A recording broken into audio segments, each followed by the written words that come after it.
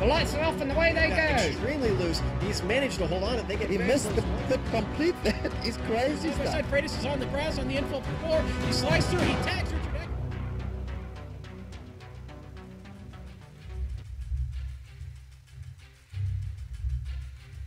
After traipsing across Europe, the CMS Sprint Series has arrived in Belgium for the final round in the Old World at Zolder. Alvin Nieves leads the championship with a handy 2 podiums tucked away. And with a 3rd technical circuit in a row setting the stage today, the American looks set to continue the trend. We'll find out if anyone can keep him in check as we watch round 3 of the Champion Motorsports Sprint Series live on the Global Sim Racing Channel. Hi, I'm Joe Peak. Joining me today is Bill Zahn and Brian Corwin. Brian, this track is probably most well known for the tragic accident that took the life of the legendary Gilles Villeneuve.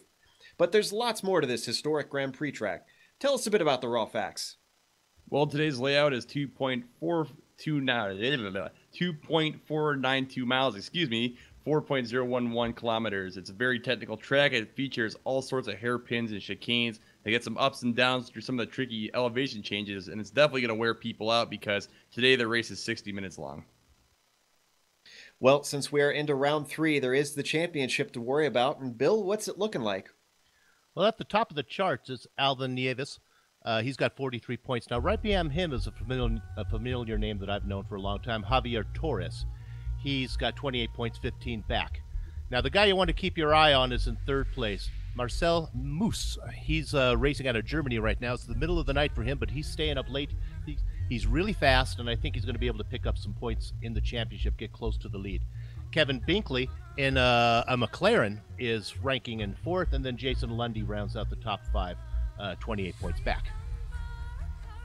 Well, as we wait for qualifying to take place, as the cars have just hopped on the track to get their laps in, let's jump on board and see what it's like as we get a driver's eye view around here for the lap guide. All right, we've got Kevin Brown in the GSRC BMW, so let's do a lap around Zolder. Coming to turn 1, it's a fast downhill left-hander with a very late apex. Turn in too early and be ready to slide off into the gravel. From there, switch left and set up for 2. This corner and 3 are basically one long arc, but be careful not to push too far wide because the big sausage curbs on the outside can get your car all out of sorts. Keep the power on through 3 and immediately get ready for 4. The car carries a ton of speed through this long sweeper, and it's critical that you nail the exit without leaving the track limits. That's because at the end of this backstretch is one of the most popular overtaking spots, so don't leave yourself vulnerable. Also, make sure not to get too greedy on these huge inner curbs because they can destroy your suspension. From there, we climb the crest and stay left to set up for the 2nd chicane. This is a maddeningly slow and technical set of corners. I wish they could have just extended the runoff instead of putting this thing here, because it's a mess to navigate. From there, turn 7 is going to have a lot of banking, so using every inch of the circuit from apex to track out is gonna pay off. One more big crest, and now we stay left and brake hard for 8. This is another favorite passing zone, so keep an eye on your mirrors. Make sure in late apex this bad boy for the best launch possible. Straighten out the itty-bitty chicane of 9, and then stay right for the final chicane. Watch out for guys heading for the pit lane. They won't be braking, and if you get fixated on them, you're following them in. This is another part where the giant inner curbs can ruin your day, so pay them some respect. Once again, get your exit right, straighten the car out, and now you've completed a lap around Zolder.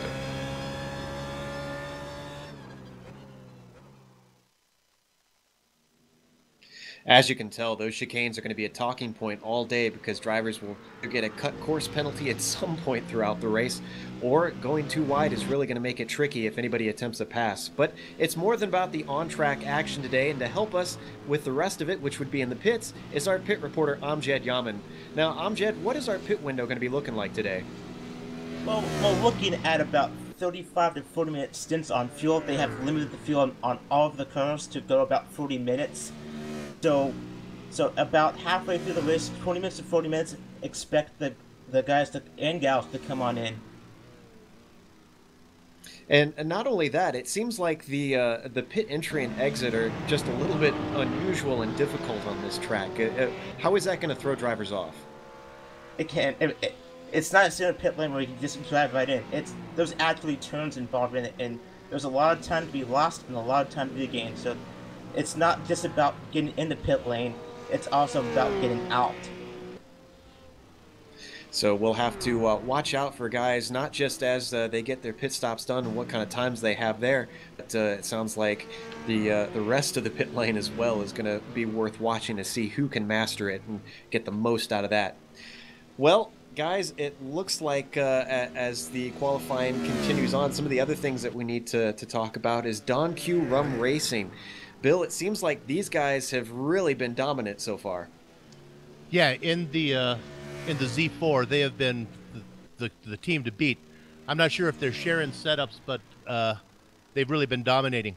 Really, when you think about it, it's Philip Krutz is in the rough, and like I said earlier, Kevin Binkley is your top McLaren driver. So I'm going to keep an eye on those guys, see if they can break the Z4 streak.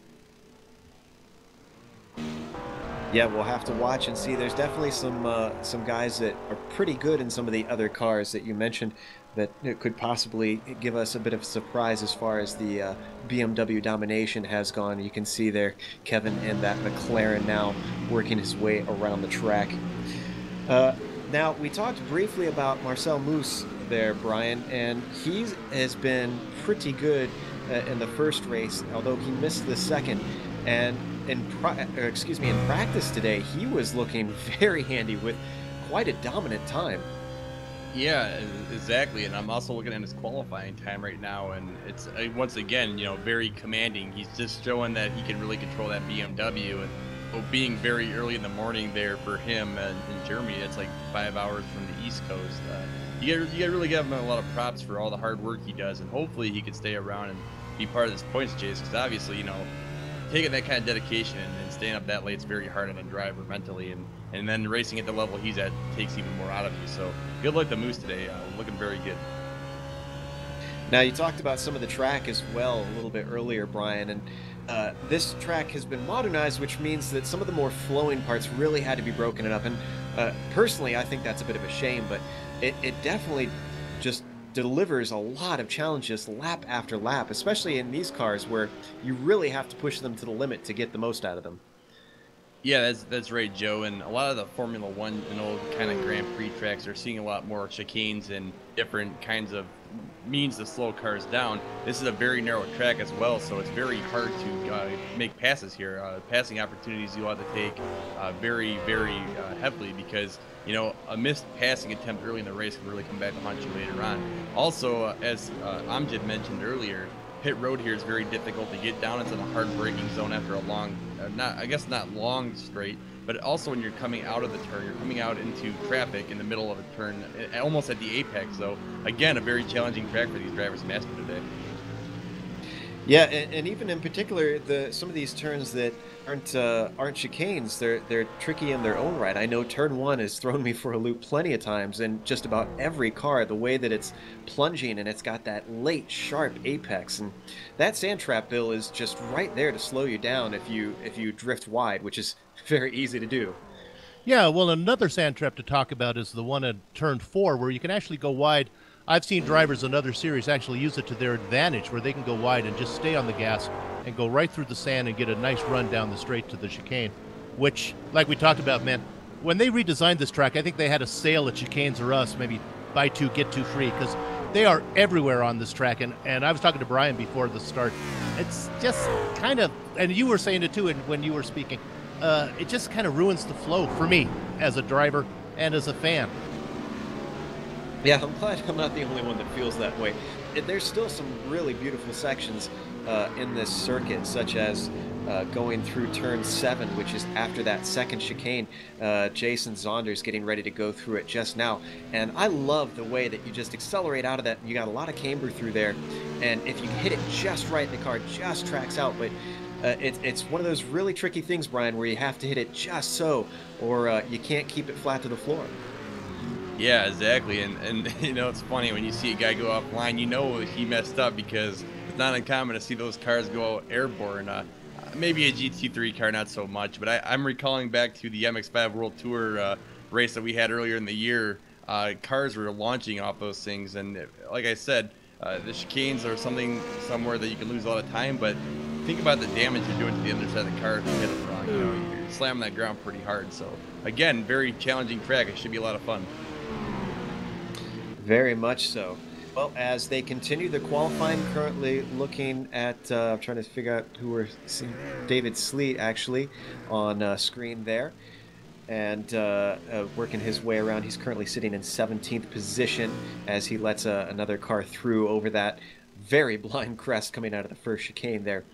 I see that Alvin Nieves currently sitting in second. He's trying to hold on to Marcel Moose in first there, Brian. And he's giving him a run for his money. He's got about 3 more tenths, but it's not a blowout at the moment in qualifying.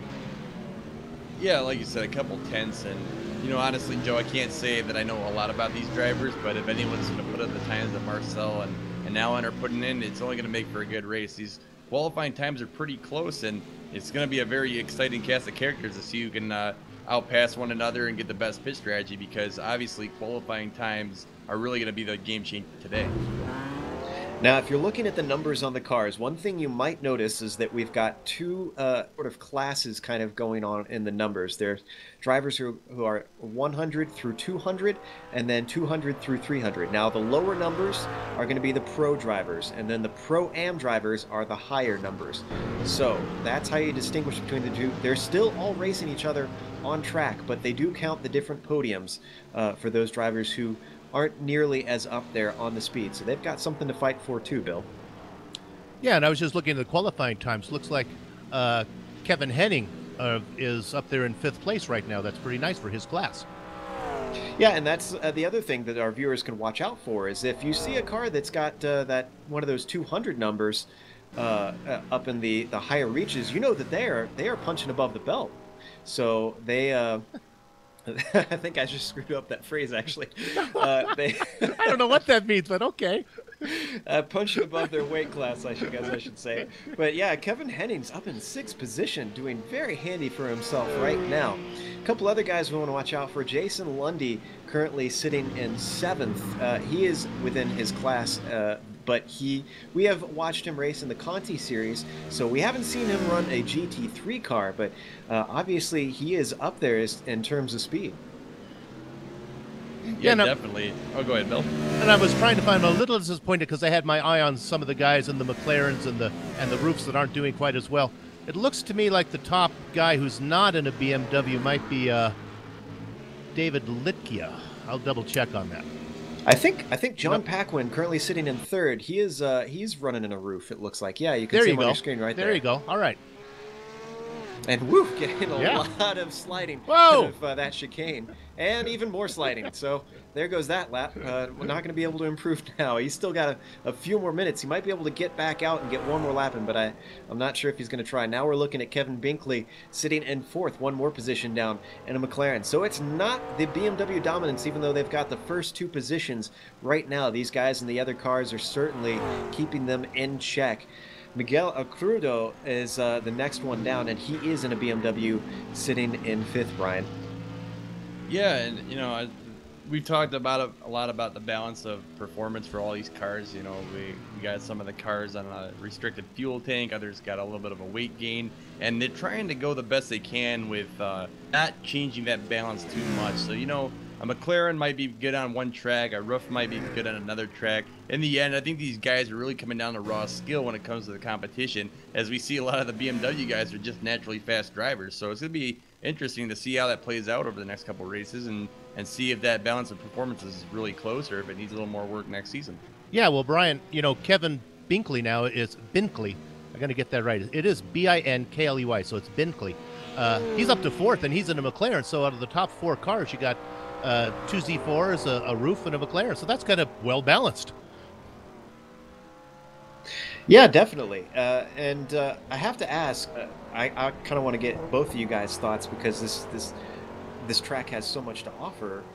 What do you guys feel like are the keys to the race today? What is going to separate these guys and gals? Well, I'll go first. Go ahead, Brian. All right. You're going first, but I'll go first. All right.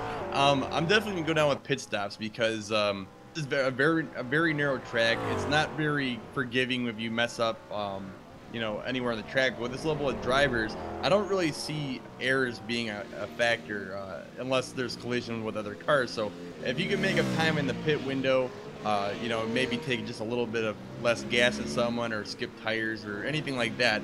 As long as you're making up time in pit road, I think that's where people are going to make the most gain today. And there's no this series has no incident limit, incident cap for the race. So I think there's seconds to be stolen from this track. So I'm going to be watching for the guys that are going to push the envelope a little bit.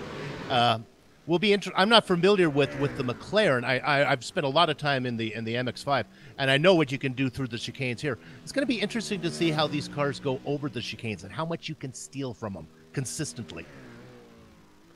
Yeah, and those guys that really push that limit, they run a very risky thing there, because we've seen in other series that if you go right up to that limit, the second you cross it, you get that cut course penalty. And for those not familiar with iRacing, a cut course penalty is basically the driver is immediately told to slow down by the simulation, and they have to give roughly a second or two back by slowing down. And it's all kept track by the simulation, so it's all automatic. And that's basically anywhere where they've actually cut the course. So any of these chicanes are very much danger zones when it comes to that. So, and it sounds like we're getting a little bit of a correction. So it is, in fact, Kevin Binkley. So now at least we know for the future. Hey, that makes more sense, doesn't it? All right. You know, Joe, I think that's a good point. It's even though there's not an incident cap, you get a slowdown penalty, a black flag, and you're going to lose your position that way. Yeah, especially if you're in a battle. And you know what?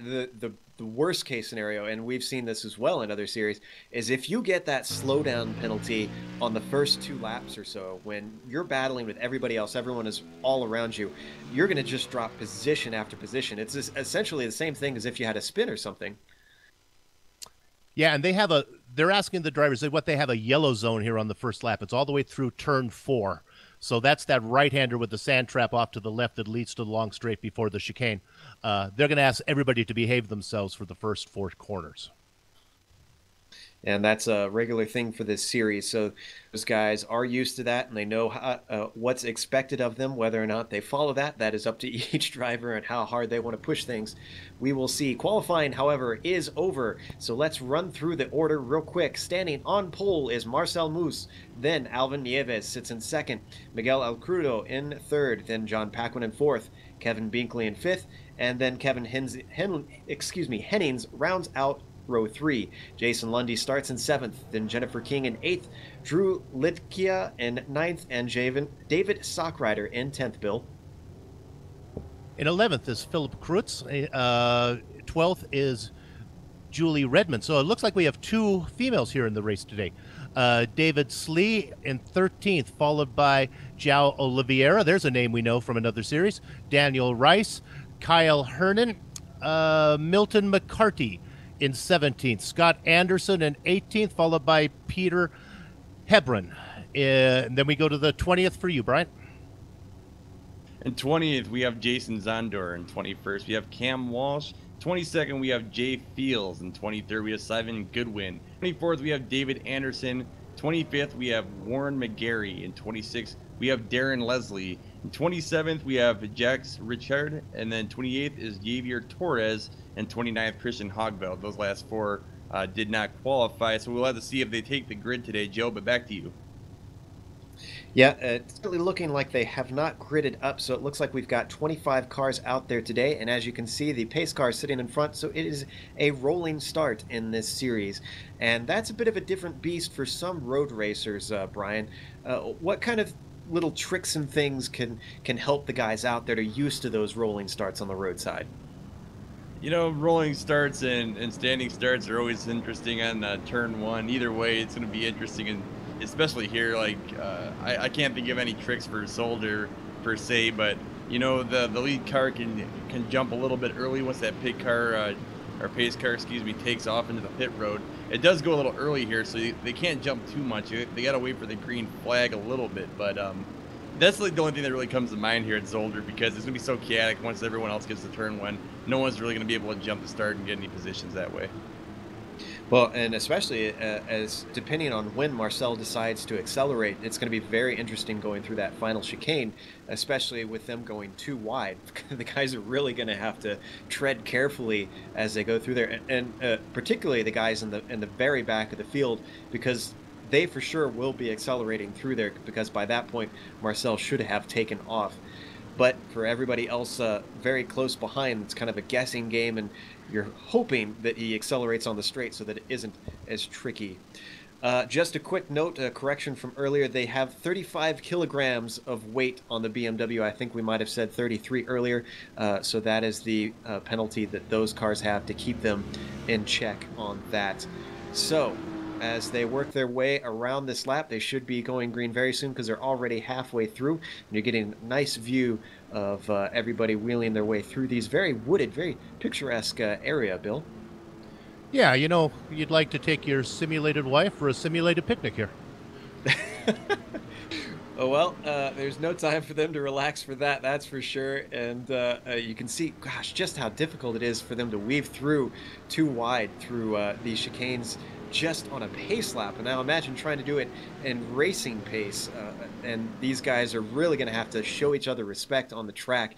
In fact, there's very few the non-sharp corners, I should say, because of the chicanes. I mean, there's those couple that are early on, turns 1 through 4, which are nice flowing corners, and then obviously the crest coming out of the the first chicane coming through turn 6, which is a nice gentle bend. But other than that, it's going to be a lot more slow corners for these guys to navigate. Now they're coming up to this final chicane. You can see that nice wide shot of the field with the pace car leading them to the pit entry. Should be ducking off very soon here. Marcel is going to lead the way. There he goes on in. Marcel through the chicane. Where is he going to accelerate? Can Alvin hold on? He holds onto it. This is very kind of him to wait. There he goes, green flag, and he accelerates away, and Alvin gets a huge jump. In fact, he's already ahead of the leader, heading down up towards turn 1. He's going to have the inside. John Paquin as well starts to move ahead. Is Marcel going to be able to hold on it? No, he slots into second, Brian. Yeah, Marcel got definitely in a lot of trouble there in the start. I just got word from Amjad that they had to wait for the green, so Alvin definitely did take Marcel by surprise there, and already taken off, Joe. Looking very clean those first couple of turns there. Bill, what are you looking at? I was watching Nieves. He laid back and he got a run on Marcel, and that's why he got to the turn first. Very canny move by Alvin, but right now coming up to the first chicane, let's watch and see if anybody runs afoul of this very tricky corner. So far, everything is good. We got two hot situations in the back, almost run-in with Julie Redmond there, who loses a number of positions, and we've got another car, it looks like Kyle Hearn, he got turned around. Gets his car going, but that goes back to what I said. In lots and lots of positions early on, unfortunately. He's got some work to do. Definitely, and speaking of a lot of work to do, look at Marcel Moose, excuse me, in the front of the pack there. Alvin Nueves just took off, but Marcel's not letting him go. He's already right back on his bumper.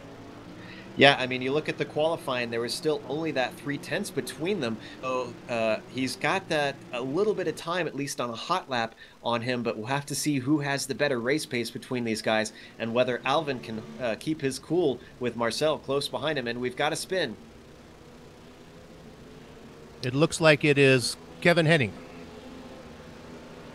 Was he the one that spun before, actually? I can't recall. I don't think so. Well, we're going to replay regardless to see what exactly happened to Kevin as he comes up. Oh, he got tagged from behind, and I'm not sure who that was in the Gulf-colored BMW, but he gave him a nice little hit. And we're looking at it from a different angle now as they come up to that area, and that is just a simple driver error from, who's that behind him? I'm trying to figure out exactly. Daniel Rice, we're hearing, is the car that may have tagged him. And that's just a miscalculation. It's very easy, Brian, to especially early in the race, not know exactly where your competitor is going to put the anchor out. Yeah, exactly. And I'm sorry, Joe, to break away, but Marcel Moose and John Paquin just went side by side through the chicane. Paquin came out of nowhere. He launched over that chicane and almost overtook Marcel right there on the spot, and Marcel actually looks like he's having a little bit of trouble right now. Yeah, and he actually got past him through that second chicane, so Paquin has moved himself up into second now, and Marcel is not having the start that he wanted. He's still got quite a few minutes left to go, 57 minutes left in this race to make that position back, but he's not moving in the direction that he wants, Bill. No, that's not going to work for him, and that's surprising, but I think he's fast enough that we just give him a little time, settle down, and I think he's going to be back up there. Well, he gets back into the racing line as they head down into turn one, as John Paquin also slots in the line ahead of him. A little bit of a look from Moose, but nowhere to go as Paquin goes a little bit wide, keeps control of it. He's got a lot of pressure from that German behind him in that BMW, and we'll have to see between these two German cars which one can come out on top. Right now, Moose is really laying it on thick. He is right on that bumper. Yeah, and I'm really liking Moose, but it seems like he's a little rattled, like you said. Once he calms down, things will definitely change for him. But definitely, hot lapping seems to be his favorite thing to do because right now, big contact. And there's a big contact by John Paquin, who's not very happy. We hear him on radio, and now we got Binkley and Lundy also coming into the mix. So right now, everyone's getting pretty clustered, coming through this tricky part into the heavy braking zone. We're going to come through with some more chicanes, and it's just very intense racing here at the beginning of this race. That was very opportunistic by Kevin Binkley, and he gained 2 positions there, and that one chicane just from mistake that poor John Paquin had with that side-by-side contact. But push and shove from Marcel Moose to get himself back up into second. Right now, it looks like Binkley is holding on to that 3rd position with Paquin down into 4th, and just behind them, Miguel Alcrudo is sitting in 5th. I think Paquin squeezed him. Moose was there, and he didn't give him enough room. I'm gonna give a little bit of the blame there to John on that one. Well, we are certainly currently sitting on board with Miguel Alcrudo sitting in 5th and looking to the inside. Very early turn in for him on that corner, but he makes it work. He gets a little bit loose out of it though, and Jason Lundy is just behind him. We can't see him. He's off screen trying to find a way past as I believe we are hopping off board to see what is going on. Now we can see just how close Lundy is, and look at that defensive into 4 from Miguel Alcrudo, and he goes wide, so he's going to be very susceptible, Brian, down into the chicane. Yeah, we'll see if he makes a move here. We definitely see Lundy peeking on that outside, but he's going to file back in line so he can go. And it looks like someone lined their brakes up going into the chicane. I believe that was a roof up ahead. And it seems like everybody's struggling now, as now we have a McLaren coming down through Lundy, also trying to make a move. That was John Paquin, and he is under threat from Miguel Alcrudo and almost loses it into the second chicane, but he is not able to take that position away from Paquin. But that was just a wheel off. I'm not sure if we saw it in the replay, but Paquin was just pushing the track limits a little too far.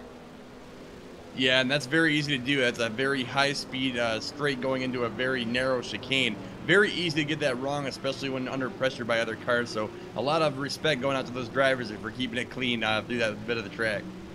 Now the guys are back in line real quick. Let's check in Alvin in first, and it looks like he has got himself a handy little gap back to Marcel.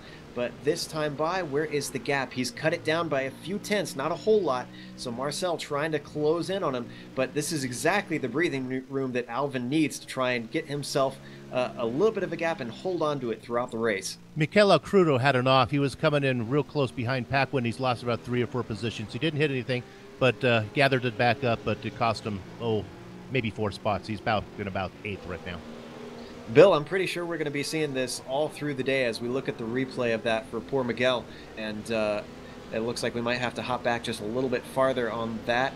But I was going to say, I think we're going to see guys out of position all over the place simply because of those cut tracks. Well, and if you can't get the pass made, then you're looking at going 2 by 2 through the chicanes, and, that's not going to work. Not without a lot of cooperation, that's for sure. So, as we look at the field, currently, Alvin Nieves sitting in first, Marcel Moose in second, Kevin Binkley in third, John Paquin in fourth, and Drew Lidkia is sitting in fifth. We haven't talked about him a lot, and he's actually got Jason Lundy just behind him. He must have gotten that position recently. Yeah, definitely. Jason Lundy gave up a position or two trying to keep everyone in check there, going through that chicane section where we saw the car lock up. Just clear, but Lundy is also under attack from a roof just behind him. I believe that's Jennifer King, who's also looking very strong today. So right now, Lundy and Lidke both have a lot of their plate. That's actually John Paquin, it looks like, in that orange and white roof, and he is now looking around the outside. Oh, I apologize. It is Jennifer King, and actually she's under threat as well. And that's Miguel Alcrudo, who takes the position away from her and moves himself up into 7th. Yeah, Jennifer King did everything she could to try and keep that car from spinning right in front. Eventually had to give up the position, but right in front of her, I believe that is now David Stockrider. No, I got the wrong car, I believe. Sorry. But, you know, again, a very good move to just kind of give up the ghost there into turn 1, live the fight on another lap. So, again, everyone's just kind of trying to find their slot and their rhythm, hopefully not get into any trouble because we still got a long ways to go in this race. And there's action going on all through the back, too. We're hearing complaints from Jason Zolder. Somebody tried to go inside of him, and he got forced off, and he had to get a black flag, and it really wasn't his fault. The theme of the day, despite all these chicanes which you think could break up the track, seems to be flow and rhythm, because once a driver is pushed a little bit out, everybody behind them just suddenly pounces, and you lose way more than just the one position a lot of times, it looks like.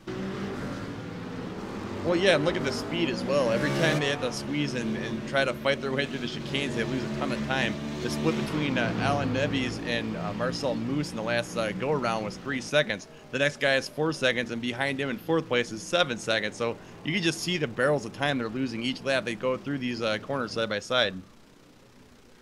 Currently, we are looking at, I believe it's David Anderson, Scott Anderson. There's 2 Andersons in this race. So Scott Anderson currently holding down what I believe is 14th place. He's going to come across the line, make sure that that is updated and correct. Yes, he's sitting in 14th, trying to run down David Slee as they go through the first corner. That very tricky downhill left-hander, and now they're going to work their way through the next 3 corners, all right-handers. Slee going just a little bit wide, but Scott Anderson as well, so he's not able to make any ground. These guys are a little bit spread out. Let's move a little bit farther up, see if we can find a close battle. Looks like we've got one between David Stockrider, João Oliveira, and Jennifer King. Yeah, I've been watching this, and King has really been doing a good job of holding back. Right behind her is Schrader, and right behind her is João Oliveira, and they're looking at 7th, 8th, and 9th there. Or 9th is 8th, 9th, and 10th. Stockrider in that blue roof, followed by João Oliveira in the white and black BMW with the pink rims, and Jennifer King in that orange and white roof. As far as those 3 cars, and looking on the inside, it looks like João Oliveira wants a spot, but gets chopped off at the nose by Stockrider. Yeah, and Stockrider's working very hard. We just see him in that blue roof just going through these corners very technically, very hard in this racetrack. And then Jennifer King just ahead, doing everything she can to outrun him. Everyone on this field, I'm very impressed, Joe, with the mix between Pro-Am and Pro is looking very fast. And it's just, like I said earlier in the pre-race keys of the race, there's no really strong opportunities to pass on this track. So it's just interesting to see how everyone's reacting to these like spur-of-the-moment little oopses and mistakes that are kind of shuffling everyone around. It's very, very impressive. Well, it's certainly giving us some good racing. We've still got 48 minutes left to go, and just so you know, we want to stay on this battle, though. Marcel Moose has cut the gap down to 2.6 now at 8 laps in, so he is gaining bit by bit, but it's a slow one, but he is working on it. Meanwhile, still watching a battle here, actually looking at Jason Lundy, I believe we are now. Yeah, Lundy's in 6th. He's making a move on Drew Litkia, and he's going to come right up behind him. These guys have been going at it for lap after lap, and right behind them is Miguel Alcruda, and he's Alcrudo. So those guys are battling for, what would that be? It looked like 5th, 6th, and 7th. So top 10 positions here at stake between these drivers, and look at the accordion effect of just how much ground he loses and then closes up under braking on Drew Litke. Right now, sitting in 5th place is that McLaren in front of him as the Bimmer tries to hunt him down, heading towards the pit entry. This time, though, not going in, not quite close enough for that pit window for these guys, so they're going to have to do it on track unless they're very patient.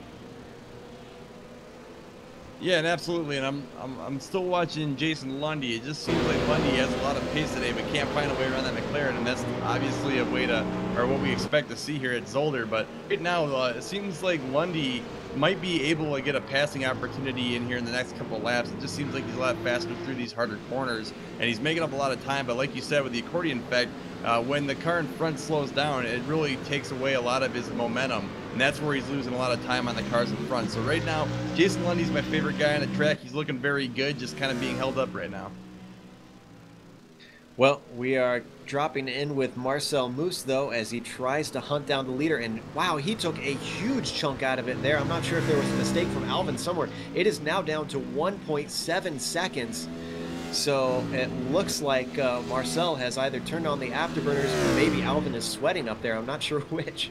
Well, the German had 0.3 of a second on it qualifying, so he has the speed, the pace to catch him. I'm not sure if he's going to get to him before the pit stop. What'll be interesting is if he does get to him before the pit stop, if he'll try to make it there, or if they'll just wait till after they take their fuel.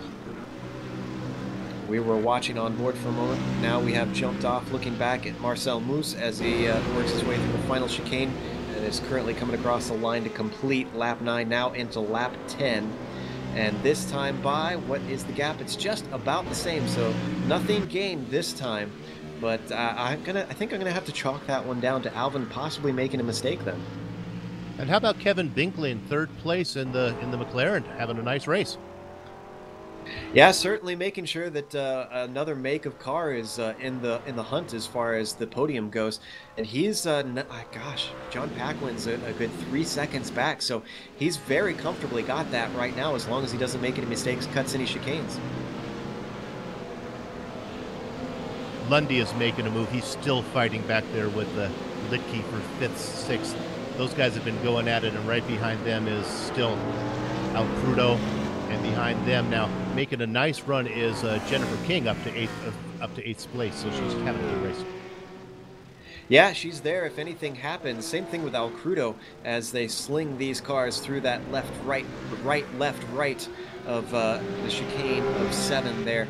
Which is a bit odd because they call that turn 7 and the corner after that is also considered 7. But regardless, it's still very much a challenge. Now into the hairpin, working their way around. Nice and tidy for Drew Lidke, not so much for Jason Lundy. In fact, now he's going to be under severe threat from Miguel Alcrudo. He's got a much better run. He looks to the inside, coming down to the next chicane. He's going to have to outbrake him. They're going to be side by side. There's not much between them. Still side by side, and now Lundy has to give up the ghost as Alcrudo takes away that 6th spot.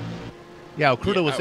I'm sorry, Barry. Crudo was able to do that before the second part of the chicane, so they didn't have to go through too wide there. Go ahead, Brian. I was just gonna say Jason Lundy did that to himself. Unfortunately, he's pushed it so hard and had a good run going, and unfortunately got just a little bit too much of that corner there. And those are very slick as they are. So again, Lundy making a little mistake, cost him a position, but I think he's fast enough. He'll get that back here in a couple laps. Well, go ahead. And Joe, David Sockrider back in 9th place, if we can go back to him, is given, he's in Jennifer King's mirrors. David Sockrider in that beautiful blue car, at least on my screen. You know, Jennifer King has gotten a lot of publicity. She did a 2-hour race at Spa without a single incident point, so that was quite an accomplishment. Seriously, I don't think I could do that with, under 5 incidents, let alone 0 2 hours, especially in cars like these. Which are so on edge. And right now, wow, look at the gap that she has pulled away from Sockrider as we're still on board. We can't even see her because we're on the wrong side of the car here. Now we get a little bit of a glimpse of her, and she has really extended that gap just with that clean driving. Just ahead of her, though, Jason Lundy once again screwing up. He does not like that hairpin there and has lost a lot of time, and that's allowed Jennifer to close the gap. Hey, let's follow up on some more trivia on Jennifer. She actually, I think she just retired as a roller derby professional, and she owns a Porsche, so there you go. Not quite a roof, but close enough. Should be good reference, at least, for her driving this car. And we understand that Moose has set the fastest lap. And look at the gap now. It's down to less than a second. Yeah, and it sounds like Moose actually just set the fastest lap of the race, so he's definitely on a charge right now. Alvin Neves has nothing he can really do because, just like the start of the race, Marcel's all over the back of his car, and hopefully Alvin can hold him off. I would hate to see him lose all that hard work, but, ever since that first little jump he had, Marcel's been hunting him down like a tiger shark. It's just been very interesting to see how much time Marcel's been able to make up these last couple of laps. Based on what we've seen with other cars, Brian, I have to imagine the important thing for Alvin right now is just focus on these exits. Yeah, definitely. It's very easy to drive looking in your mirror or watching the relative box in the bottom corner of the screen, and it's definitely not what you want to do. You know, they say something about Grand Prix tracks. It's one thing to catch the car in front of you, but passing him's another story. So as long as Alvin really works on keeping that car pointing the right direction and getting the right push out of these corners, there's not a lot that Marcel can do. So Marcel's the one who really does have a lot of work, as we have a slow car there. It looks like a back marker who's slowing down out of the way. Good sportsmanship there as the two lead cars come by. Again, nothing really Marcel can do as long as Alvin keeps his car clean. Hey, that was Scott Anderson, actually, that he just went by. Go ahead, Bill. No, that's exactly. I wanted to give credit to a back marker who got out of the way. Nice job, Scott. Always pulling for the back markers, oh, yeah. Is Bill. And right now, Alvin's still doing a good job on getting those exits. And look at that, has a really nice exit coming out of turn 4. And Marcel has no answer for him coming up to the chicane. Closes under braking, but both of them nice and tidy. However, Marcel is much closer, accelerating out. Is Alvin going to go defensive? He was defensive coming down into turn 1. It looks like a run. Yes, now he goes to the middle of the track just to try and make that car as wide as possible, and there's nothing that Marcel can do. In fact, he loses time through the second chicane. You know, Joe, you're doing a great job of reporting, but I think the guy who may call the pass for the lead is going to be our pit reporter, Amjad Yaman, because these guys are coming up. It's going to be interesting how this plays out. Yeah, we're hitting about 20 minutes now, so it's going to be very soon for guys to be able to tuck in. There hasn't been any early comers, has there, Amjad? No, other than for just for quick repairs, they do have one fast tow, so a lot of drivers who have had it off have taken advantage of that. No legitimate pit stops as of now.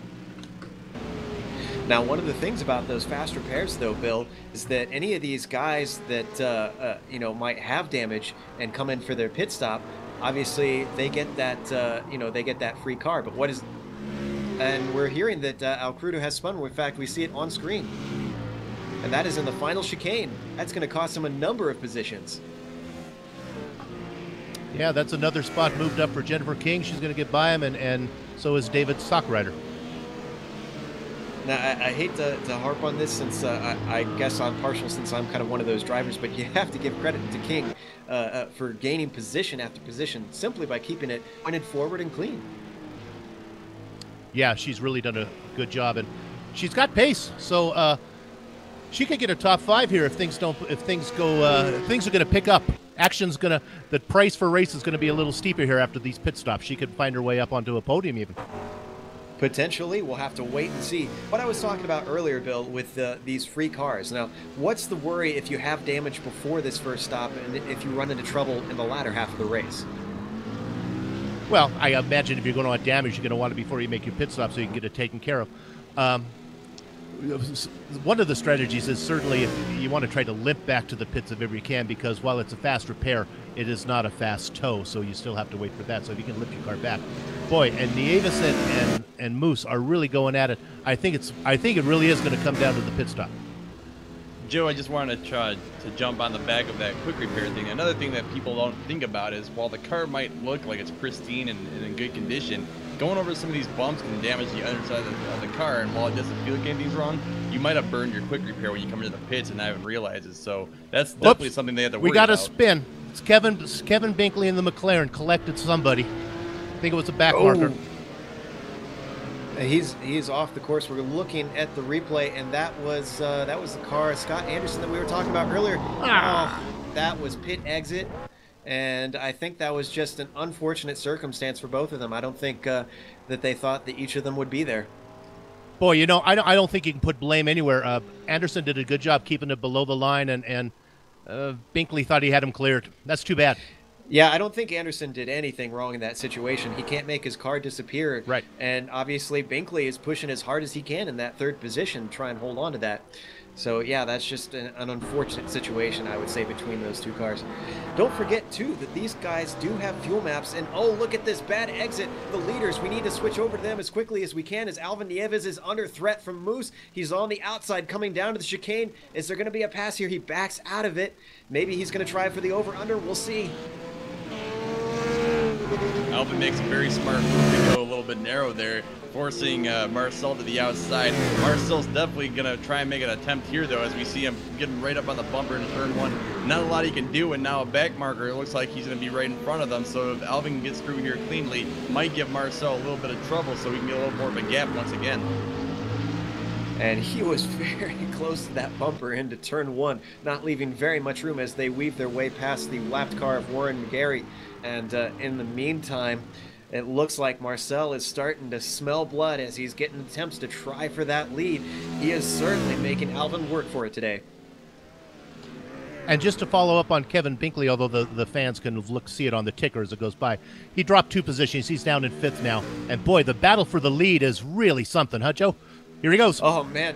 I was going to say, yeah, there was another attempt up into the chicane, but once again, Alvin is making that car absolutely as wide as he can and really not giving Marcel much choice. He's going to have to either make a very desperate attempt up the inside or catch him sleeping and manage to get him before he covers him off. Boy, he is, wow. He is so close to punting Nieves. I hope that doesn't happen. And once again, having to go defensive into that final corner. Like I said, he's going to make a desperate attempt down the inside, but has to brake too early to be able to make it. Tries for the over-under, but Alvin parks it right on the apex. This time, however, Marcel is right on the bumper. Alvin moves to the inside, coming down to turn 1. This is another tricky one to go too wide through. They're going to drift wide unless one of them gives way, and it looks like it's going to have to be Marcel once again. We're hearing that David Sockrider has lost a couple positions. Not sure if that was due to a mistake or something else. We'll try and catch up on that. How about some credit to Moose there? He is really pressuring him, but he is doing it smart. He knew he had the outside. He knew he wasn't going to make the pass, and he just backed out and try him again the next time. Yeah, he's got 35 minutes left on this race, so he's going to have the pit stop to worry about it, and he's going to have plenty of other opportunities, as we're seeing. He's already made, 3 or 4 attempts here in these last few laps, so he's definitely getting his chances and closing in, but not close enough for a pass attempt here on this time by on lap 17 into the second chicane. So, speaking of pit stops, however, I know we've seen a couple cars coming out. Amjad, do you have anything to report as far as who stops? Yes, the pit window is open. Both Alcrudo and Sarko has come in from 9th and 10th respectively. They'll get in the service right now. And that was Jay Friels that we saw off track there for a moment. I'm not sure what happened to him. Oh, he's just getting out of the way. So very, very polite racing from him. In the meantime, the leaders continue on, not stopping in, obviously not wanting to get shuffled into any of the cars behind them that may not have pitted yet. So, and actually that's a good question, Amjad. Have you gotten a feel for what kind of bogey time these guys are looking at? As once again, Marcel gets so close to that bumper. Go ahead, Amjad. I haven't figured out the bogey time yet. I'm going to keep my eye on Alcrudo on his lap times, and I can see. Looks like it's going to be about 30 or so seconds. So that's what these guys have to look out for as far as slotting them back through the field. And Brian, Bill, Marcel just has no fear about getting close and racing close. Yeah, you know, Joe, and I just wanted to point out, right when Amjad was talking, I saw Moose eat up a couple of sleeping policemen. Hopefully he doesn't got any damage to the underside of that car, but he has to be really careful with those. It's very easy to spin when you hit those because they're so high off the ground, they lift your car right up off the track, and there goes your traction. So Marcel's definitely pushing very hard. He knows that pit window's coming soon, and if he wants to get a chance to pass Alvin, it's definitely going to be on pit road, so he's trying everything he can to get up to him. And, Joe, it's nice to see that there doesn't seem to be any netcode lag there because Moose can get right up behind Nieves and there doesn't seem to be any ghost contact. Hey, I wonder if the pit order is going to make a difference here. Moose was our fastest qualifier. He's going to be pitting in front of Nieves. I guess Nieves can know when it's time to go or they can look at him in the mirror. I don't know if how that's going to work out. Yeah, I mean, he can't exactly predict when Marcel is going to go in, so if Marcel wants to try and jump him by coming in early, he could potentially do it, but we'll have to wait and see. In the meantime, Marcel's still sitting in second. In fact, our top 5 are Alvin Nieves, Marcel Moos, John Paquin sitting in third, Drew Litke in fourth, and Kevin Binkley in fifth, and that's Marcel Moose, I'm sorry. Well, with Moose being pitted in the first stall, in theory, he could keep an eye on Nieves, and when Nieves left his pit, Moose could say, I'm going now too, and hold the lead that way. Well, as we watch them continue around, let's see if we can find ourselves another battle, because it looks like Moose has lightened up there just a little bit. Behind them, let's see, I see John Paquin working his way past traffic, sitting in third, and Kevin Binkley does have Drew Lidke just behind him, keeping him in check very much so right now as they head through that first chicane. So it's not super close at the moment, but all it's going to take is one mistake from Binkley, Brian, and Lidke is going to be all over him.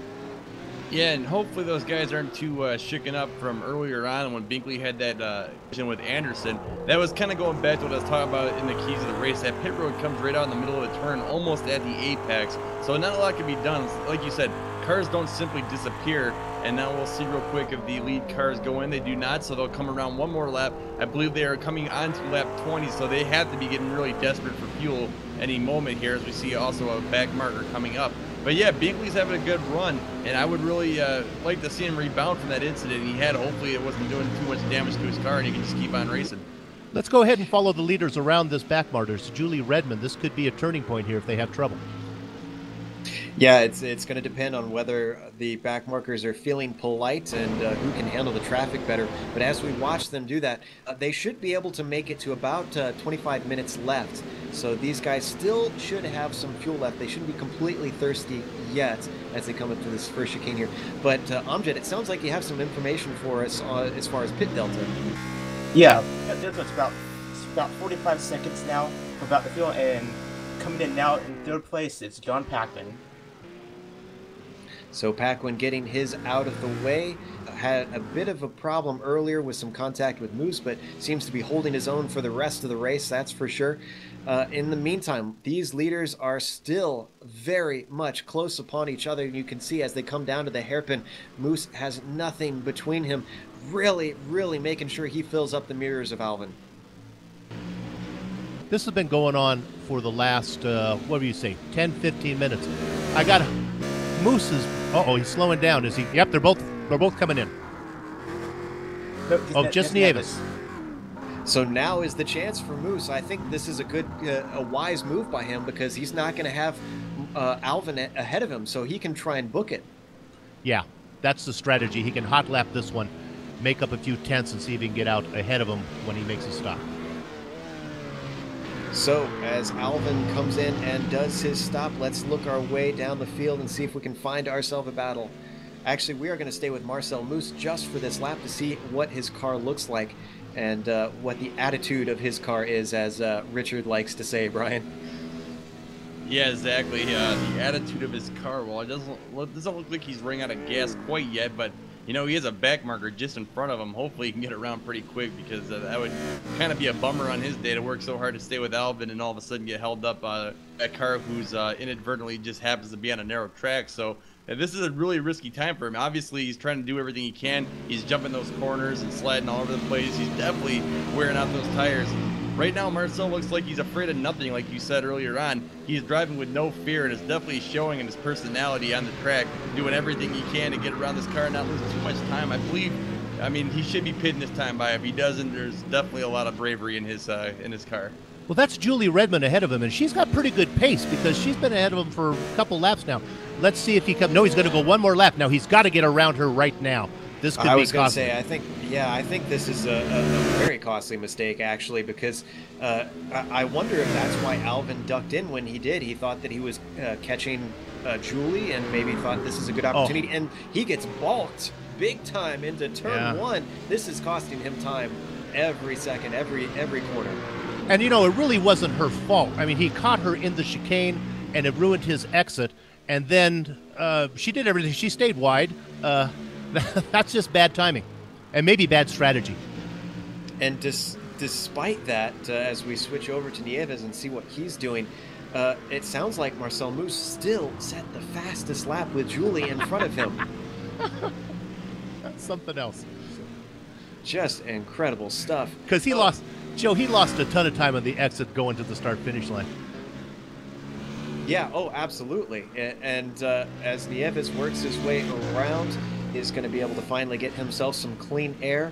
In fact, he's got Jason Zolder a little bit ahead of him, but quite a ways up. So he's going to be able to start rifling those laps off. Meanwhile, Moose is coming through that hairpin. So let's see if he comes in this time, Brian. Yeah, I'm really hoping he does, because I'm just seeing more and more back markers at the bottom of the screen, and I don't think he's gonna, get past them that easily every time. So definitely think, yep, here he comes. He's coming in right now. We'll see him slowing down. Bill, do you have any idea where Alvin is? Yeah, he's just going through 4, so he's coming up to the chicane. It seems like a long way away, but those pit stops take a long time. As we say that right now, I thought I just saw someone spin into the outside pit wall there. I'm not sure who that was. It looks like Julie, actually, probably getting a spin coming out of that last chicane. And that certainly gave a scare to Kevin Binkley, who was heading into the pits and just narrowly avoided her. Not sure if we can get an onboard replay of that, but man, I thought for a second he was going to be rear-ending her. Okay, Nieves is through the second chicane now, so he's going to have a couple more corners and he'll be to the main straight. And that was Kevin Binkley who almost ran into Julie Redmond. We might have to go back a little bit farther on this replay.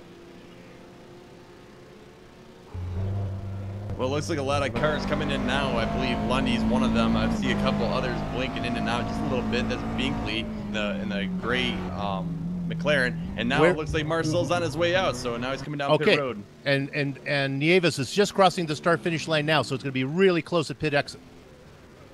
I believe he's going to have to slow down for the lead car, though, on the outside because of the way the pit road is, but we'll see where they're at. Well, Nieves, I'm by pit exit now with Alvin Nieves. Is Muse out yet? Yeah, he's a long ways up the road. Oh, my goodness. Wow. 4.5 seconds is the gap. Despite lap traffic, Marcel Moose has absolutely and definitively jumped the previous leader, Alvin Nieves. You know, Bill, it's funny. Normally when we play that little bit we just did, they come out almost on top of each other, but this time it went the complete opposite. Well, Brian, I got to wonder. I mean, 4.5 seconds, clearly Moose was flying, but I don't know if it was 4.5 seconds, so now you got to wonder, did he take enough fuel?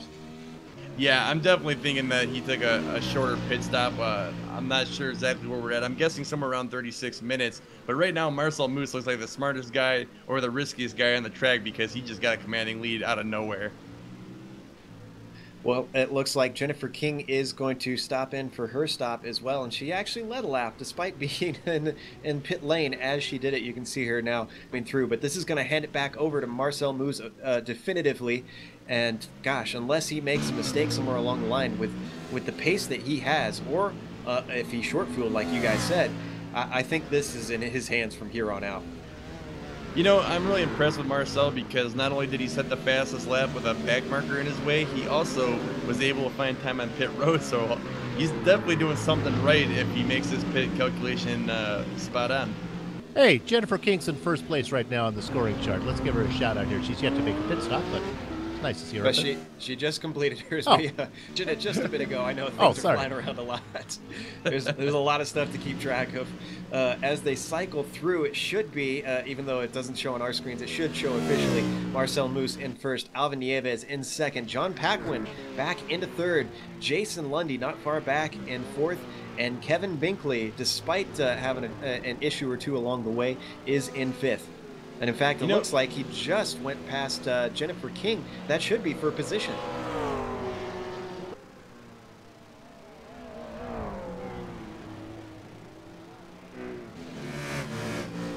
And it is, in fact, for position, as Jennifer King is going to want that one back, I'm pretty sure. She's losing a bit of time, excuse me, that first chicane, but now they close up.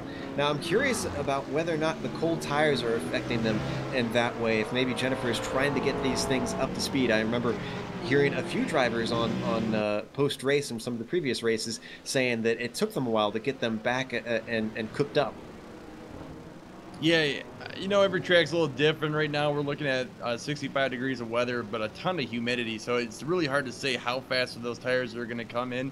Definitely these guys showing a lot of skill, though, so I don't think the tires are really going to be too much of a factor. Joe, one thing I wanted to mention, though, Amjad Yaman mentioned out that maybe it wasn't Moose took too short of a pit stop. Maybe Alvin took a little bit longer of a pit stop, so it's interesting to think about it that way as well. Yeah, I asked Amjad to do a little study for me there, and it looks like that Nieves took a 2-second longer pit stop than some of his competitors, than Jason Lundy did. So it might be a little combination of both. Well, 22 minutes left on the clock, so we're getting into the final bit of this race. Currently watching Kevin Binkley and that McLaren try to hunt down Jason Lundy in that BMW. This is for 4th and 5th position between these guys. And you got to give credit. We don't see a lot of McLarens out there, but right now, Binkley is representing them quite handily. Yeah, you know, he had that spin. He was running in a podium position, and then he lost it. But he was able to recover quickly enough, and he's only well, you know, just a shout away from 4th place of getting around Lundy. Ooh, he got really loose out of the final part of that second chicane, but even despite that, he is very close behind Jason Lundy now. It seems like he's got slightly better pace, closing up under braking for the hairpin. Are they going to stretch apart, or is he going to get a good launch? He gets a very good launch.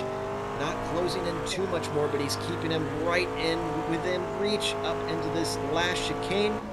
I think it's going to be a matter of laps before he finds some place to get past here.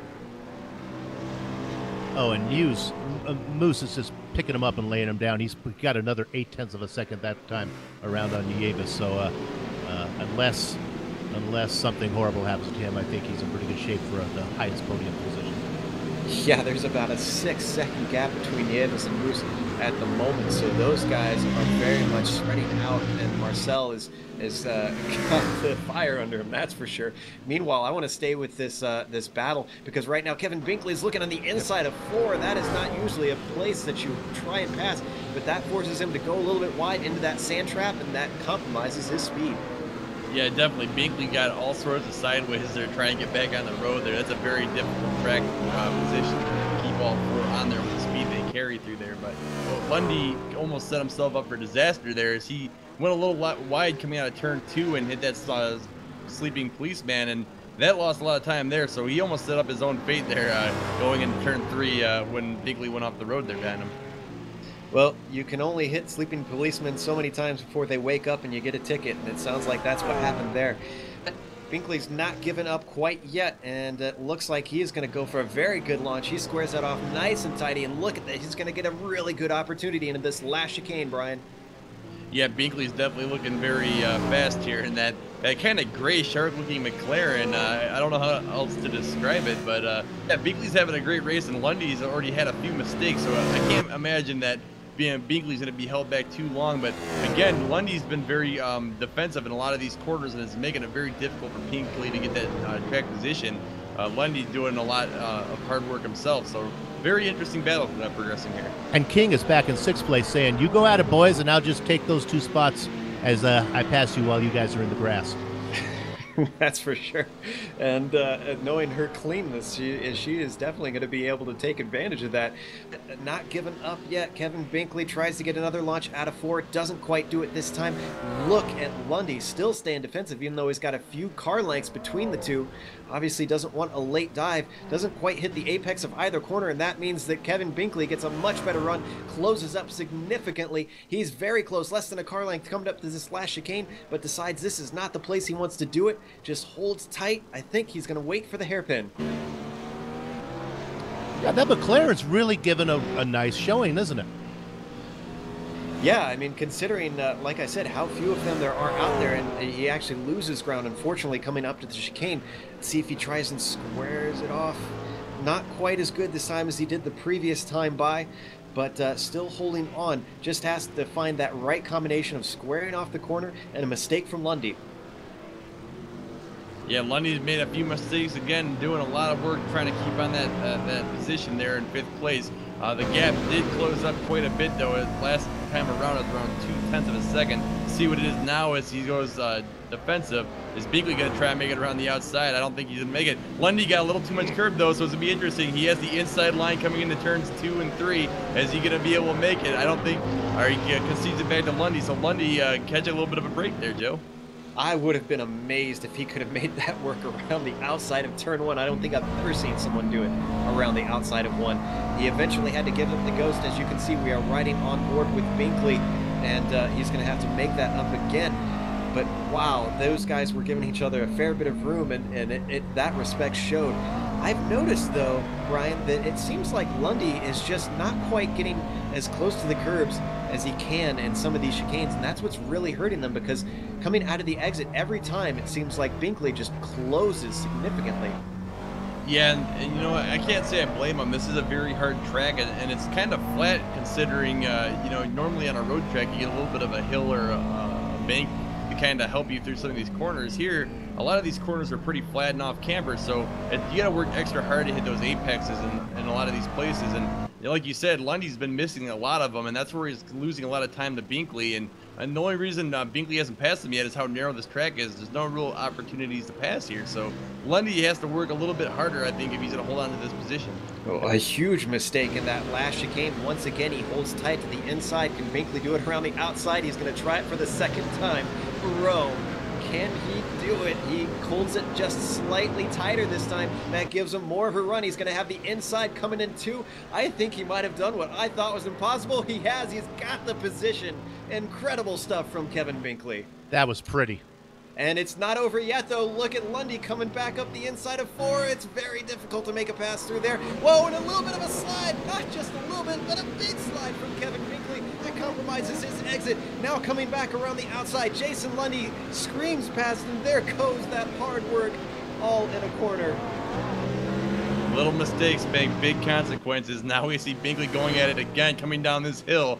We'll see what exactly happens. They're side by side. It looks like Binkley has the inside line. Is he going to go on the outside? Actually, excuse me. Lundy just got lucky once again, coming through the chicane once more. And somebody to keep an eye on is Mikel Alcrudo has got around King and is now closing in on these two guys as they battle. We'll have to have half an eye on that, so he's obviously on a charge. Binkley, oh, and very much a missed apex once again from Lundy, as Binkley is going to be right on top of him. But I was going to say, Binkley was very timid going into that second chicane. He really just gave that up, because he could have had that position, I think, going into there. Let's see if he's able to get another run once again. Nope, this time a lot more cleanly through that last chicane for Jason Lundy. But these guys battling has allowed Miguel Alcrudo to really close that gap, and is continuing to close it. This time by, it was less than 2 seconds, just about 1.2 seconds. No, I'm sorry, it was about roughly 2 seconds between Binkley and Alcrudo. So he is closing them down. He's got them visually in his mirrors. You can see just glimpses of him on the screen as these guys continue to try and work their way around this track in this chess match, just this slug of a chess match between these two drivers. Binkley's got to be kicking himself, because I think he knows if he can get around Lundy and then keep it on the track, he can pull away. But he made the pass and then he gave it back, and now he's got to do it all over again. He got a run once again, closing in. Is Lundy going to go defensive into the chicane? Oh, and in fact, it looks like Binkley really doesn't want to try to attempt it through there, and very much a miss apex once again for Lundy through that chicane. But unfortunately, Binkley was not able to capitalize, as he had to check up himself, and this has allowed Miguel Alcrudo to really close the gap. Now into the chicane they go, and they should all three just about together at this point. Look at that. Yeah, Miguel Alcrudo making a very good effort here, but you know what, guys? I'm going to start calling Binkley the land shark, because he is all over the back of Lundy in that kind of grayish off-gray McLaren, and this has been a very good battle here. We see Lundy might have a little bit of damage. I notice he bobbles a lot under heavy acceleration, so it makes you wonder if he's losing downforce or maybe damages his suspension in a little bit, and that's why he's having so much trouble hitting the apex. It's definitely hard to tell, though, because he's been having little mistakes throughout the race, and that's what's really costing him a lot of time. Look how wide Binkley takes it through that first corner. He sends it right off into the sand. Yeah, he's using every inch of the track compared to Lundy, and that's probably what's keeping him up close. Meanwhile, a little bit of a drop back from Miguel Alcrudo, and that's because of the lap traffic that he had to get by. But behind them, Jennifer King is still holding on, and João Oliveira is starting to close on all these guys, so we could have yet another person into this battle with 13 minutes left to go. And wow, Binkley really cut the course there, coming through that chicane, but doesn't look like he got a cut course penalty. He just took a whole lot of curb. Oh, a cut course penalty now would be deadly. You just can't afford it. Man, he is right there. Oh, this is his best opportunity I think we've seen. He loses a bit in the draft with the wash coming off of that BMW. He's closing in, coming up to the braking zone, not close enough to make it quite happen, and just not a good enough exit to make it happen coming to this last chicane once again. Like I said, he needs everything to come together. You know, Joe, I've been looking to see if one car has an advantage over the other, and I can't see it. They seem so evenly matched. Yeah, they certainly seem to have got the balance of power on these cars. Very nice. And it's really made for some great racing between two different makes here. And it's certainly not been easy for poor Kevin Binkley, who really wants to get up into this 4th position. It may not be the podium, but he still wants it just as badly. Yeah, you know, Lucky Lundy and that Landshark still battling. I'm wondering if Miguel and the rest of the guys behind him catch up. Are they going to play nice and go single file like they were at the beginning? Or is everybody going to be throwing their car into the mix and trying to get to the front of this train? Definitely is exciting to watch as we have a roof, a couple McLarens, and a few BMWs all in the mix. Very colorful train here, as now we see Lundy getting just a tiny bit of time from Binkley coming over that chicane. Right now, I think Binkley should just sit back just a little bit, maybe give a little bit of room so he can carry more momentum through the corners, but that's all he can really do, because no matter how much and how wide Binkley goes on these corners, Lundy is right there in front of him, and there's nowhere for him to go. So this has been a very intense and much welcome to battle here in this race late in the afternoon. Well, Brian, I can't imagine Binkley's looking forward to doing it on the outside of 1 again. He's got to figure there's a better way to do it than that. Yeah, that's for sure. And, you know, I think it's a case of easier said than done as far as, you know, holding back. He's got to be anxious. He's got to be worked up at this point, having tried to get this position for so many laps. And we've got a battle between Oliveira and Litke there, and it looks like he just took the spot. Or no, he did not. Litke holds on to it. Oh, I'm sorry, he did take it. A little chaotic here on the track right now as we see Lundy get a little bit of that curve. Binkley again catching up a lot of time there as they come through turn 2. See if anyone goes out into those policemen. No, they do not, as they take a nice tidy corner through. This is a part where Binkley is not particularly strong as he's gone out into the gravel the last couple of laps, but right now it looks like Lundy got a better release. No, I take that back.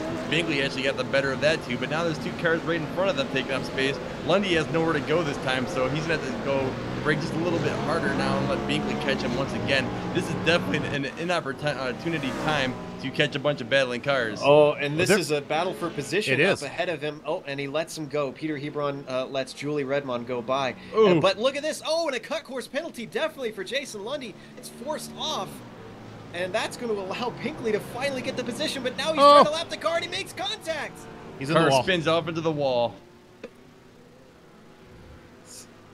Binkley is still ahead as we're looking for the replay. It looks like we're going to see it. And Miguel Alcrudo is now closed up on the back. In fact, Jennifer King, we've got 4 cars all together as we look at this. And we saw that car go off track. But now we are back live. And this is Kevin Binkley sitting in 4th.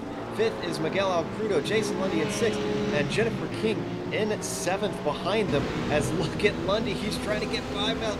Oh, he's going way inside. He really wants this one back. And he's not going to have a preferred position there, or a preferred line, but he still tries to hold on to it. Miguel still has the outside, which is going to become the inside. These guys are slowing each other up. Meanwhile, Jennifer King behind them, waiting for some opportunity to maybe try and slip by this battle. And look, still on the inside, coming up to 4. Is he actually going to try and make it work? Yes, he's going to try. Oh! Miguel has to bob and weave to stay out of it, but they hold position.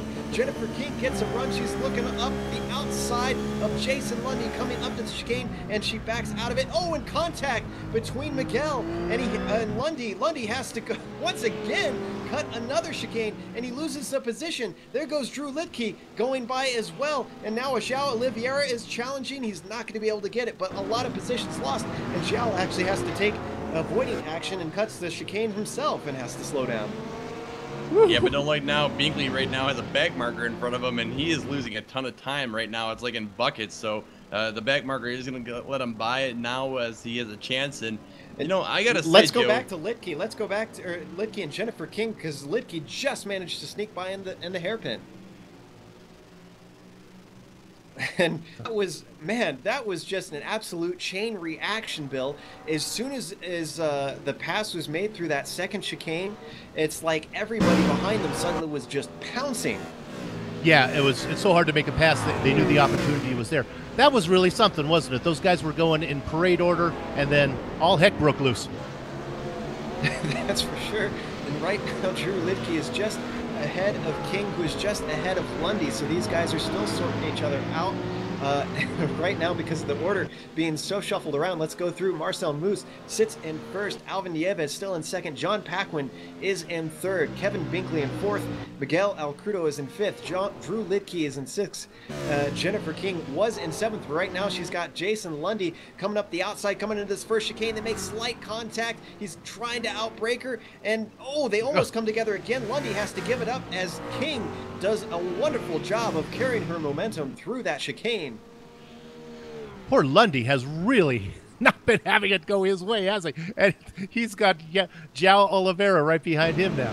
Yeah, he's sitting in 8th place right now, and remember, he was up in 4th before, so that's 4 positions he's lost, and just can't seem to make them back despite opportunities. Oh, he lost all of his rhythm. Oh, there's a spin up in front ahead of them. Well, that's going to be an incident point for King, and she loses the position as Lundy has a run, and it looks like even just behind them, who is that? That's João Oliveira, who's going to look to the inside, coming into the chicane, and King gives up the ghost. Yeah, it looks like King goes very unlucky in that situation. That was Jason Zolder, I believe, and that was coming through the hairpin. That was just it was a case of he was being lapped by Lidke, and he did not know that King was going to be there, unfortunately. Yeah, he gave space, but then he kind of drifted back to the middle. That's a tough call. He drifted to the middle, but he didn't really. I don't know. I didn't feel like he cut across the course. I don't know. That's more of a racing incident to me. No, well, you gotta if you're lapping the guy, you gotta give him a little space. So no, I would call it a racing incident for sure. We've got 6 minutes left on the clock. We are on lap 36 for these guys, and Marcel Moose is going to put yet another one on the ticker as he works his way across the start-finish line with a handy 8.5 second gap, and that's going to increase most likely. And this time actually we can't see yet because Alvin still hasn't come across the line, and my information hasn't updated yet. Now Alvin is going to be going by, and it's nearly 11 seconds. Gosh, almost 2.5 seconds in a lap. I'd say Marcel really had it on that one, and the guys that we were talking about before actually were going through just a bit more traffic. I'm sorry, I got distracted trying to find myself where some of those guys that we were talking about before were. We have Jennifer King in 8th. She's being challenged once again by João Oliveira. You know, these guys have been going at it. She's been ahead of him. He's been ahead of her. It's hard to keep track of where they are, but it's a nice battle. Well, mistake from Oliveira in the final chicane there has cost him a lot of time, and he is not going to be in attacking position at this point. But just ahead of them, it looks like Lidke and Jason Lundy are still close enough that something could still happen between these guys, and that is for 6th and 7th position. Been a darn exciting race. Been a very good race.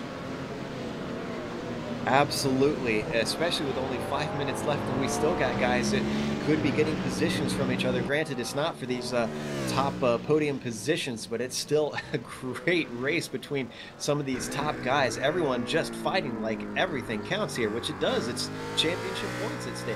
Well, if Marcel Moose wants some more screen time, he's got to slow down. You put a 10-second lead, we're not going to...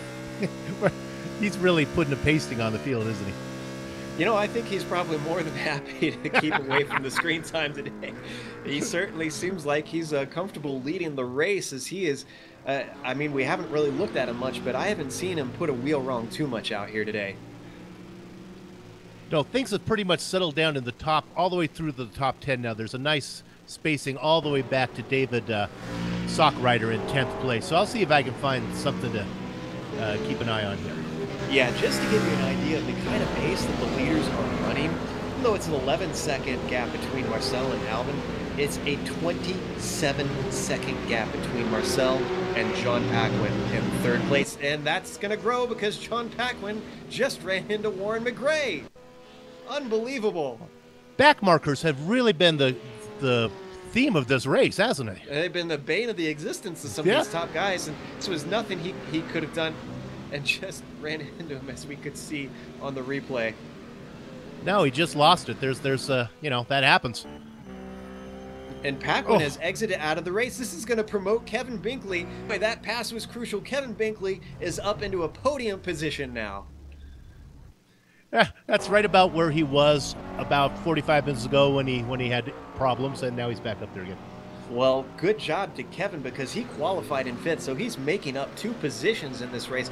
And that, you know, considering he ran into the car that was coming out of the pits early on in the race, that's a very nice job for him to make do despite heavy car contact early on. Boy, that's heartbreaking. You're running a nice race, and a guy loses it in front of you. I mean, that happens. There's no blame to be put there. And then you just collect him. That is racing, is it not, Joe? Oh, absolutely. And John's probably kicking himself because the spin was unfolding in front of him, and he thought he picked the right way. And I think it was simply a case of the McGray, you know, was sliding inside. He didn't expect him to do it. Meanwhile, Oliveira and King still battling it out. It looks like Oliveira definitely has it this time. I got to go back and review this race and see how many times those guys have passed each other. Maybe it's only been once, but Jennifer King has been in a battle the whole race with half a dozen different people. And held her own still. Absolutely. She's doing a fantastic job out there. Currently sitting in 8th, though, so she's at least getting a top 10. Where did she qualify? She qualified 8th. So no loss, no gain, I guess. Yeah, but it's not like she's been running around in 8th all day. This is true. Well, Brian, we haven't heard a whole lot from you recently, though, and this has been some great stuff out there, and it looks like it's not over yet, because Jason Lundy is on the back of Drew Lidke for 6th and 5th position. Yeah, I need to get caught up here. I'm still watching the Jennifer King battle with, who was it, Oliveira, and, you know, it's just been very kind of mesmerizing. You see King jumping over these curves here and there, and it's just like you're thinking, how does a car bounce that much and still have so much grip? And then King's just making it look very easy out there. Not the pace to keep up with the top 3, but you know what? She's had a lot of battles today and put on a great show for us, and I think she's one of the best cars on the track. We've got a comment on YouTube. I love this.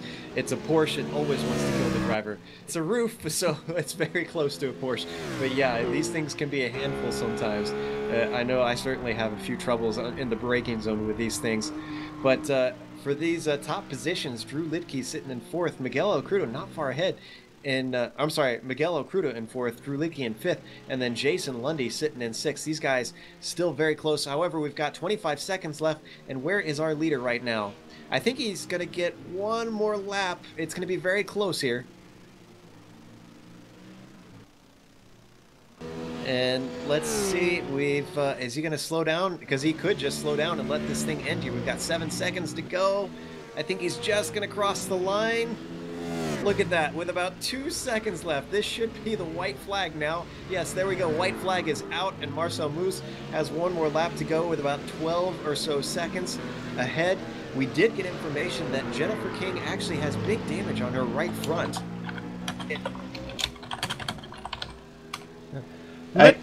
Let's give if we get our director here before this race finishes, maybe we can take a quick look at David's. The 4th place driver is slow. He's out of fuel. That is it with 1 lap to go. Oh my goodness. This is going to promote Drew Lidke up into 4th and Jason Lundy into 6th. And we should probably remember that fuel was an issue. We touched on it with Moose. So even though he's way out in front, he's got to get there. Well, he's got a handy gap, so he could still make it to the end here. I don't think he can sputter to the line with 12 seconds. He's coming up to the hairpin, so I think even after the hairpin, if he starts to run out of fuel, he's still going to have this thing in the bag. I want to give a quick shout out to David Slee. He's worked his way up to 8th place. We haven't talked about him much, but that's pretty nice. Very handy from David Slee, and actually I think he just went a lap down, and he qualified 13th, so that is excellent stuff. But let's stay with Marcel Moose, who is going to come in for his 2nd win out of 3. He's won every race that he showed up to at this point. Marcel Moose wins round 3 at Zolder and the CMS Sprint Series. Well done to Marcel. Alvin Nieves now coming through that last chicane, and it looks like he is going to get himself a very handy 2nd place to be able to hold on to the to 1st in the championship, I believe. because I don't think Marcel is going to be able to close down. Meanwhile, Kevin Binkley, very nice job coming up to that final chicane, and I think he's got, yeah, he should have this third place, this final podium spot here, Brian. And it looks like we should focus just behind him. Drew Lidke, it's Lundy just behind him. Lundy could get a run out of here, but nope, it's not enough. Once again, he doesn't get that apex well enough, and Lidke is going to come home at fourth. Yeah, good job by Lidke, Joe. And it's funny, you keep handing it back to me, but something is always happening on this track. I guess this is the nature of the beast here. It's Zolder. Just behind them, João Oliveira comes home with a handy 6th place. Jennifer King did make up 1 position from her start place to 7th, thanks to the misfortune of Miguel El Crudo. David Slee takes home 8th. Just behind them, Simon Goodwin manages 9th, and David I don't think Stockrider so. in 10th. Joe, I think Simon Goodman's out of gas. He's parked, so he's not going to get that 9th spot. Oh, wow, that is heartbreaking. So it looks like we'll go all the way back to Stockrider in 9th, and maybe David Anderson, who is limping his way for a top 10, maybe. Anderson's across the line, it looks like. Okay. All right, That's why he's limping. It looks like since only our top 7 were on the lead lap, wow, we have everybody in at this point. So let's go to break. We'll come back with the unofficial results. We'll also have some interviews, so don't go away.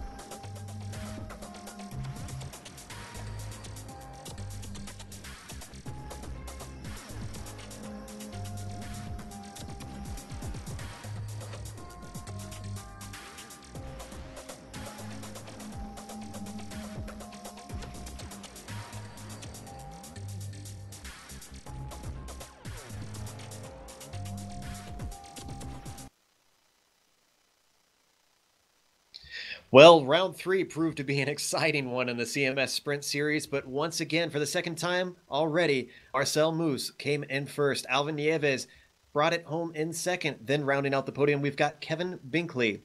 Fourth was Drew Lidke. Then in fifth, it's Jason Lundy. Sixth was João Oliveira. Seventh was Jennifer King. Eighth, David Slee. Then Simon Goodwin finished ninth, and David Stockrider rounded out the top 10, Brian. In 11th place, we had David Anderson. In 12th, we had Miguel Alcrudo. In 13th, we had Julie Redmond.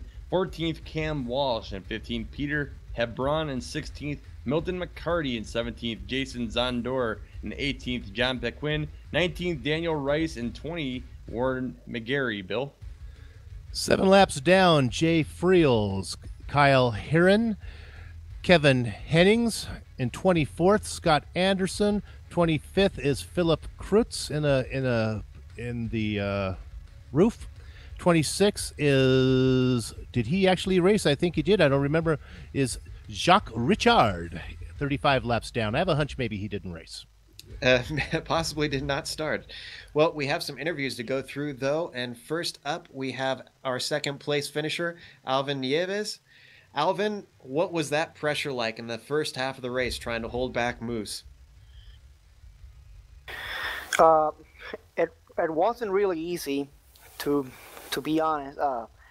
I knew from the beginning that he was a really tough driver, and I tried my best to try to be on the lead after turn 1, and fortunately I was able to take the lead.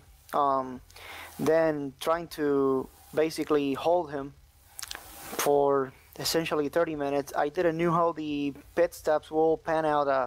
I decided to go for a full load of fuel, but I didn't know what Marcel was gonna do after that, and it was pretty clear that he had a better pit stop than I did, and as soon as he came in front of me, that was essentially game over for me. I just was basically hoping for something to happen. Unfortunately for me, fortunately for Marcel, he was able to hold the car all the way through the finish, and it was a pretty intense 60 minutes. I'll tell you that. It seemed like it from up here. We were watching that battle very intently for the first half between you and Marcel. How was the track today? Was it very difficult trying to stay within the bounds and push it through those chicanes? During practice, it felt, the setup that I had, it felt a little bit unstable, trying to come out of the slow corners.